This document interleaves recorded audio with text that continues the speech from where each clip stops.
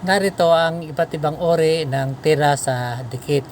Yung una ay ang ordinaryong tira at ito ay tinatawag na paakay. Ito naman ang tirang paipit at ito naman ang tirang merong pekto sa kanan. So at ito naman ang pitpit na tira o kaya tersya at ito naman ang mahirap na tersya.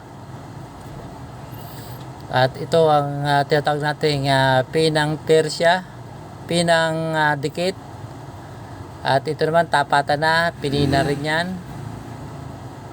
So ito naman ang pinang crossing, pit-pit na crossing, yun. Ito ang tirang dikit na pare-kubiko.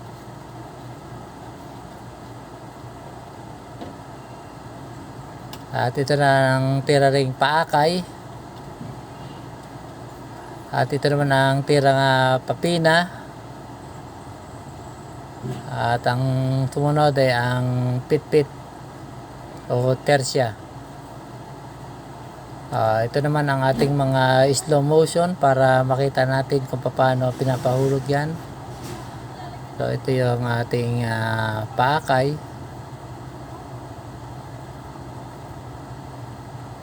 At ito ang tirang paipit na sinasabi nating badyat, pero magkakadikit yung tatlong yon, kaya hindi dapat maging badyat yon kung maayos ang pagkakatira. At ito naman ang pitpit na tira.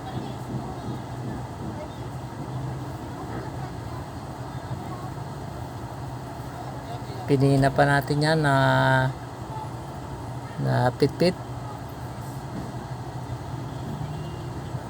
At yun, pininahan din natin yon.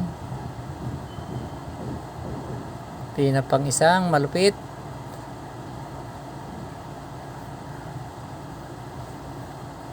At ito naman ang pitpit na pa-crossing.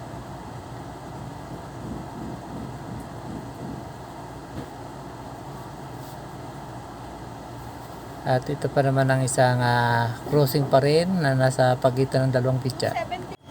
Panoorin na lang po natin ang mga natitira pang video at kayo na po ang bahalang pag-aralan ang mga iba't ibang uri ng pagtira sa dikit na pitya sa banda. Marami pong salamat sa mga nanood at goodbye.